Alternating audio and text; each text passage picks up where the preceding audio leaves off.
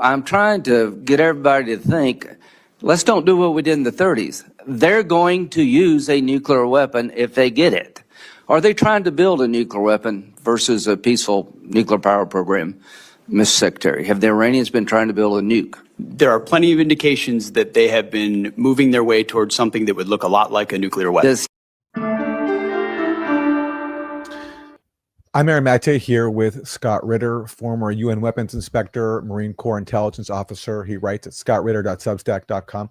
Scott, a few months ago, you put out a warning, and you directed your warning at the government of Iran. I want to read some of this. This is what you said. Free will is a double-edged sword, and a nation's survival is its own business.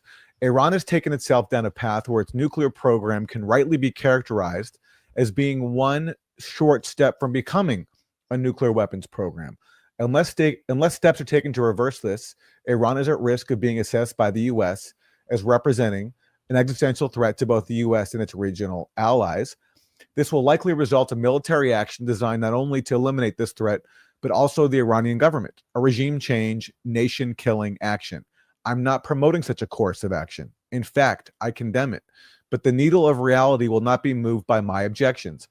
Iran has the opportunity to avoid this outcome by putting its nuclear program on the negotiating table. This was back in March. And after that, negotiations did happen between Trump and Iran.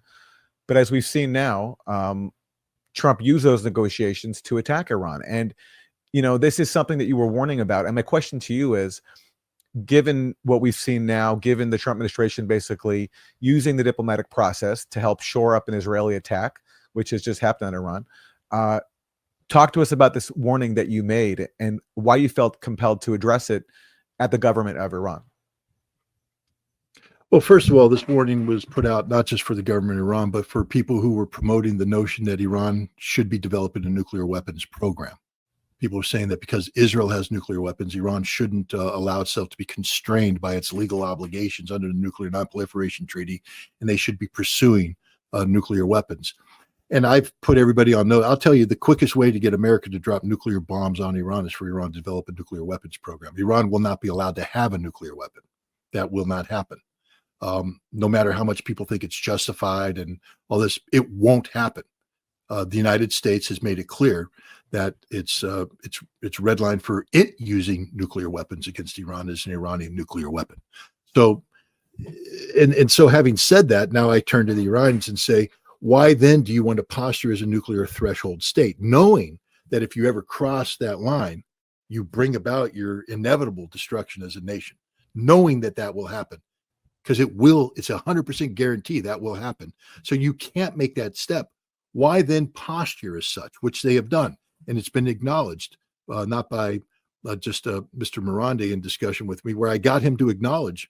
I said, what you're doing is very dangerous. He said, well, we want to be seen as a threshold state. I said, why?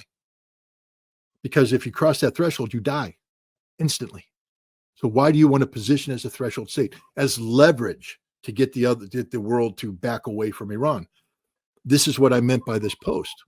Iran is its own worst enemy in this regard. There's no reason whatsoever for Iran to have 60% enriched uranium. None. What 60% enriched uranium does is leave Iran one or two enrichment cycles away from having fissile material usable in a nuclear device. And Iran has accumulated enough 60% enriched uranium that they could produce formally about 3 to 5 nuclear weapons. Some people say they've accumulated enough now to get over 10 weapons. Why? If you're not allowed to have nuclear weapons and you claim you don't want to be a nuclear weapons state, why make yourself a threshold state with genuine nation-killing capacity? Meaning, if you're the state of Israel and Iran does acquire 3 to 10 nuclear weapons, that's game, set, match, goodbye Israel. And Israel can't allow that to happen, nor can the United States. So I've said all along that Iran has been grossly irresponsible in going beyond that which is necessary for doing its legitimate peaceful program. Iran has every right to have advanced centrifuges capable of enriching uranium to support the Bushehr reactor and any other power plants that Iran wants to bring up. Iran has the right to generate 20% enriched uranium to produce fuel plates for the Tehran research reactor, which is used to produce medical isotopes. These are legitimate things that can be directly applied. But once you get beyond 20%, Iran has no need for this. There's no known requirement in the Iranian nuclear program that justifies 60% enriched uranium. And given the environment that we live in, why Iran would choose that path is beyond me, because it's waving the red flag in front of the Israeli bull. And if you wave the red flag long enough, you're going to get charged, which is exactly what happened. Israel was able to, and again, the Iranians don't help themselves with irresponsible statements. Shamkhani, who's apparently dead, together with Salehi and others, have made irresponsible statements over the course of the past several months about, if this happens, Iran could become a nuclear state. We have all the components necessary for a nuclear weapon. We just lack the political decision. Oh, we could change the political decision overnight if Israel attacks our nuclear structure. We are weeks away from having a nuclear bomb. These are statements not made up by me, but put out by the Iranian government, which is why I said this is grossly irresponsible of them. And the only way you can walk away from this, because it's an unsustainable path, it got us to where we are right now, where Israel and the United States have cooked the books and created a theoretical justification for the Israeli strike. The best way to prevent that is for Iran to go to the negotiating table and say, no, we're done with 60%. We're willing to limit it to 3.75%. We're willing to reduce the number of centrifuges, international supervision, put all that on the table to diffuse any,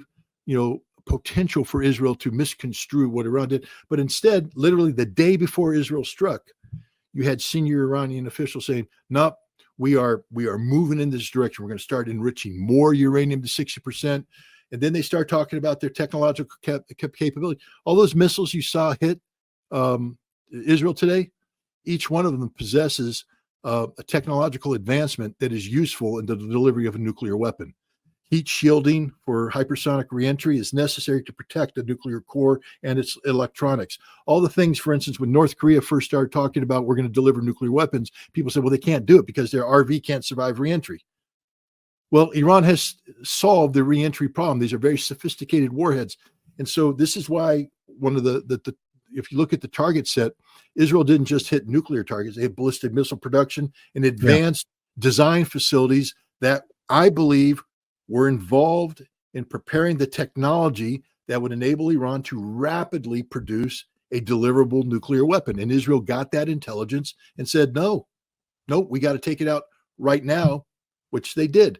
This is why I blame Iran, because Iran waved the red flag and the Israeli bull took the bait and charged. You don't get to play victim when that happens. I mean, that's my position. So